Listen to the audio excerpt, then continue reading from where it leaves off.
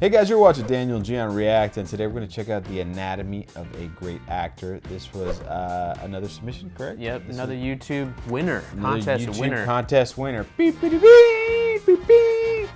That was my victory horn. Before we get started, just want to make sure you guys check out our review of Ratsasan if you haven't already. And this weekend, going to be dropping another review on another contest winner by Shraban. But we want you guys to submit your questions beforehand so that we can respond to them at the end of our review. Now, since Gian didn't explain what kind of questions, you just said questions, you have no idea what we're talking about. The questions are for, how do you say the movie's name?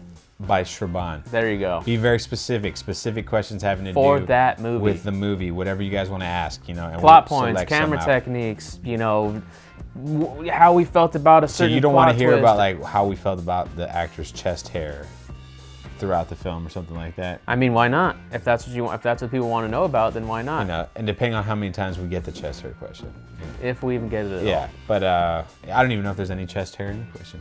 But yeah, you guys, just keep it specific to that and we will answer it. Let's have fun with it, guys. Ask whatever you want. Finally, the YouTube community page has a contest going on right now.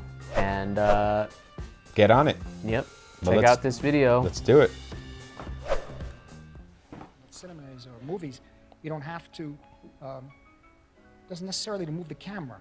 The human face, the story being told by a person in the frame is the key thing, just completely. And if it isn't there, for me, I mean, for me, it doesn't work. Is he a fan of The Clash? People, I guess. The technicalities like camera movement, sound design, and editing are all important, no doubt. But they are all used with respect to the performance of an actor. Directors funnel their narratives through actors. But acting in cinema not can always be true. tricky, because you act for the camera, not for the real audience. Then she gave me some advice. She said, I'll just tell you something, don't act. You don't have to act, stop acting. Don't push it on camera, let the camera do the work. Most of the time, the general rule was just keep it simple. Do less. However, in Hindi mainstream cinema, doing more is considered as the right way of acting. And the popularity of this method has led to a lot of actors being hailed as great actors when they are at the most good, or average, or simply garbage. Over the course of 100 years, the nature of film acting changed significantly. Acting in the 20s and the 30s and the beginning of the film business was about glamour. Acting during the war affected acting in films, and then it became about strength. And then in the anti-heroic period, it became about having the private moment in public. And then now we've arrived at another place where great acting is to be physically fit. Fitness is great acting in the movies today. However, certain characteristics remain constant throughout this period. First of which is believability. An actor can use a lot of crutches to oversell certain emotions, like freezing facial muscles to sell the act of crying, or flaring nostrils to show anger. These are the moments when actors want you to believe what they are doing. But great actors make you believe in the emotions they portray.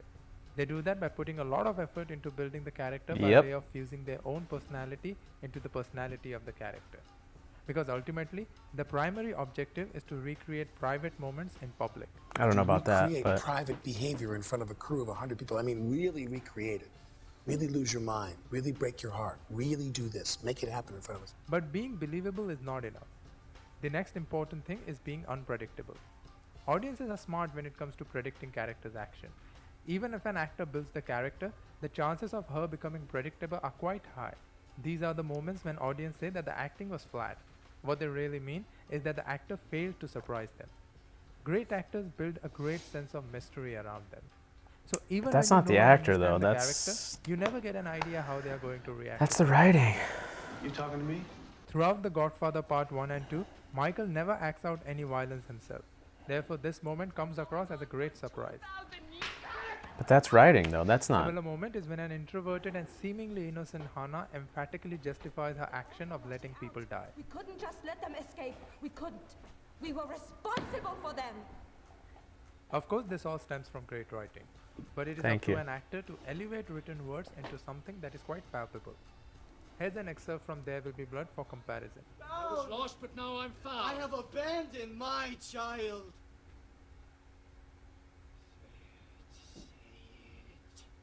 Abandoned my child. Say it louder. Say it louder. I've abandoned my child.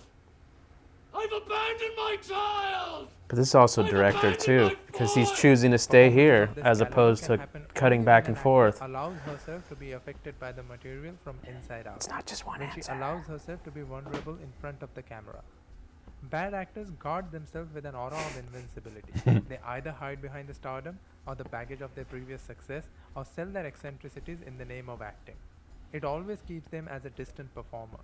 Whereas great actors will always share parts of themselves they keep hidden from the world.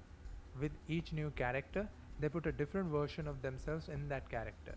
It can be ugly, it can be mean, lonely, scared, sorrowful, or devastating. None of the great That was from moments that are Kashi on their movie. own. Great acting is a teamwork. With the kid and ugly. For the teamwork to produce great results, an actor needs to be ridiculously good at listening. How important is listening? Super. That is the most important thing of all. Yep. That's everything. It's essential, you know. I would put that very high on the list of things. It's certainly the most important thing as in acting. I think the listening is the first thing you come with.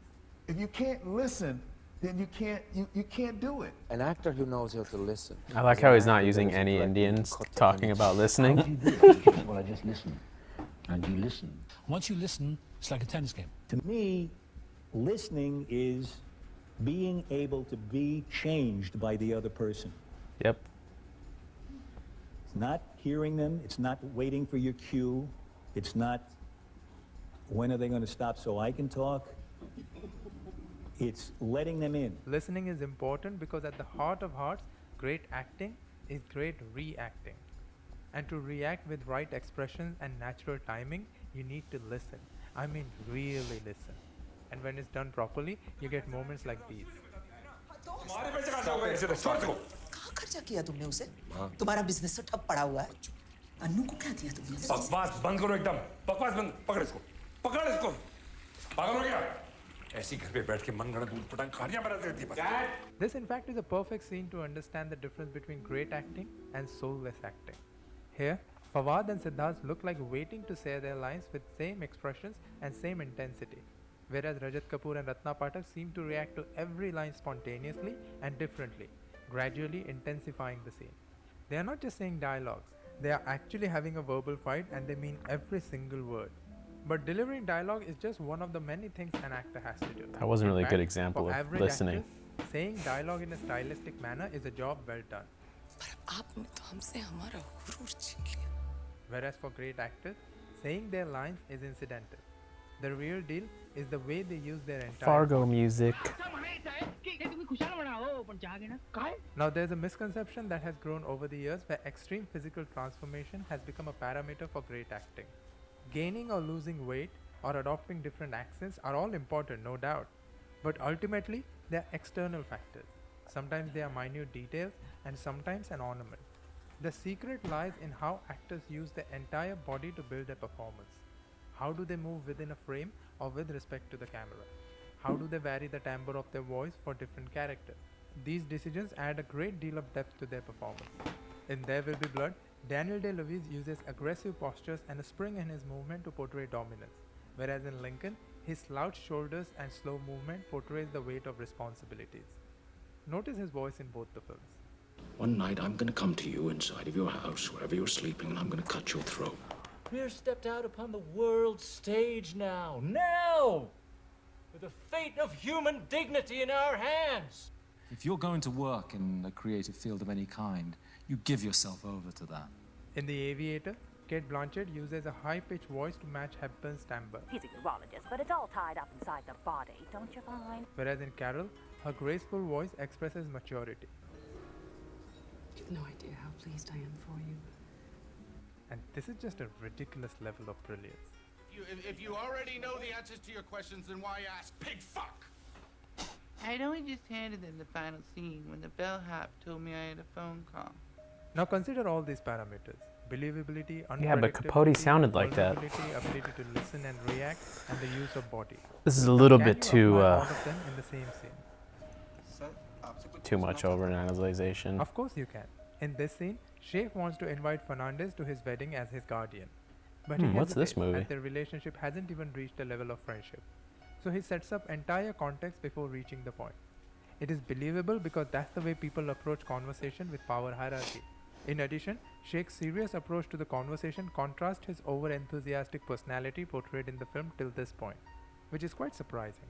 His vulnerability is also at display as he indirectly talks about his loneliness, which is accentuated by the way he continuously looks down in his plate. And all this while, Fernandez listens to him carefully, gets affected by his words, and accepts the invitation. Now that is great acting. Another important criterion to define a great actor was noted by Stella Adler. To paraphrase her, the greatest talent of an actor lies in her choices. That, I think, stands above everything.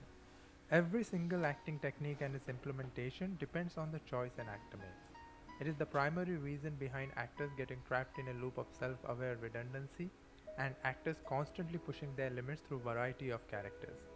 It is the difference between actors continuously playing it safe by selecting characters with moral high ground and actors who continuously play risky characters dealing in moral gray areas.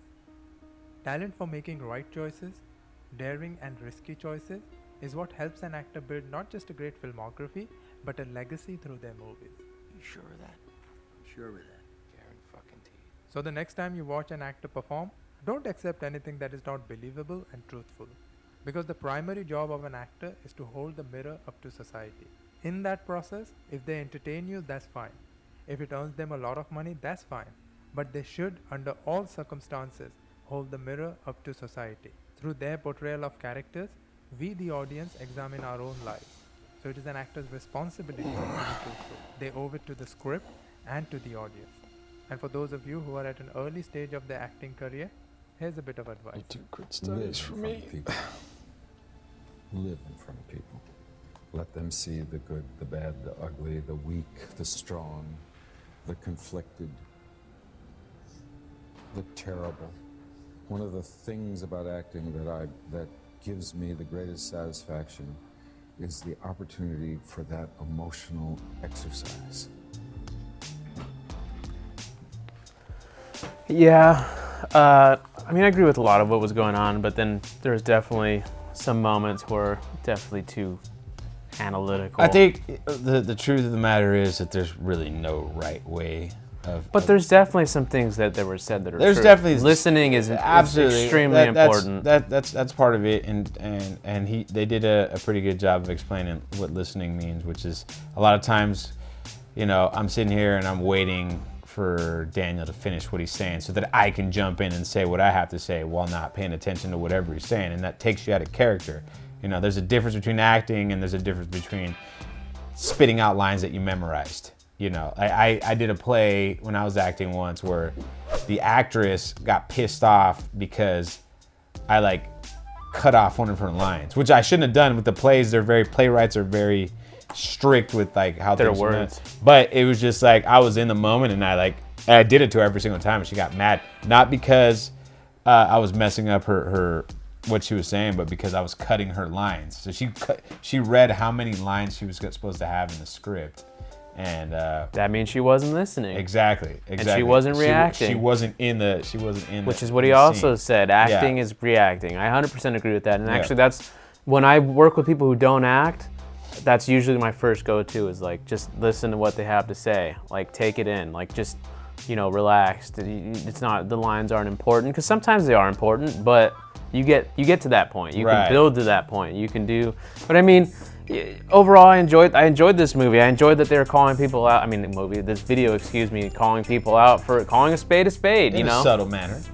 Kind of, through editing. Wasn't enough Salman in there, but. But I mean, they didn't call anyone shitty. He just said there's, you know, bad actors and then flashed a picture of Salman or getting used to your own acting and showing Shah Rukh, you know, those are subtle editing keys of letting people know and what I think he really that's also part of performances for the screen as well. And I think that's what makes screen acting a lot different is that the editor can actually put a performance together that wasn't exactly there when you started looking through the dailies. And also directing in itself, there's a lot of selections like for shots, you know, close-ups on stuff like. Yeah, that was my issue. You know, with there's a lot of stuff like that it's not up to the actor. Exactly. All the time. The actors, you know, they have their moments to shine at some point, but other times the director Because pulls. it depends on who you're working with too. You know, Exactly. if Leonardo DiCaprio comes in, he's like, I want to do this, then we might say, you know, okay. We might. It depends on who we are as directors, though, because Right. we could say, no, Exactly. Leo, you're gonna do this because this is what I want in my vision. I want Right. your line to be said this But way. if we're calling him Mr. DiCaprio on set, then maybe we're going to listen to him. But you know what I'm saying? Yeah, Like, absolutely. it always depends, and there's so many nothing- different variables involved in all this. And sometimes, you know what? Sometimes actors, sometimes you got directors that pull it out of them, you know? I mean, it's Fincher. You know, David Fincher, he's notorious for making you do like a million takes. Stanley Kubrick too. And I think a part of that has to do with like by the time you get to this take number, you're so exhausted that you're forgetting. And that's what he said. You're He forgetting doesn't about all even- this preconceived stuff that you planned out what you were gonna do on set, but by the time you get to take number 67, You're that's broken out the down, window and you because just wanna- you're in the moment now. So and you're doing it because you're like, it's 67 takes. I don't want to shoot this again. I'm gonna do this one's gonna be my best one. You know. Right. There's a So- lot of different mental gymnastics involved, but it's a good. I think it's a pretty good video, especially for people who aren't in this world at all and have no idea. I think it gives a pretty, it paints a decent picture. That's the best way of putting it. So thanks for whoever suggested it, and thank you guys for voting it up. if you like this video, you can actually check out one of, in my opinion, the best performances by an Indian actor, period. Rahman Raghav 2.0 by Nawazuddin Siddiqui. Phenomenal. And they used him as an example pretty predominantly in this thing. So Check go out ahead a and full check review. that out. It's on the screen. See you next time, guys.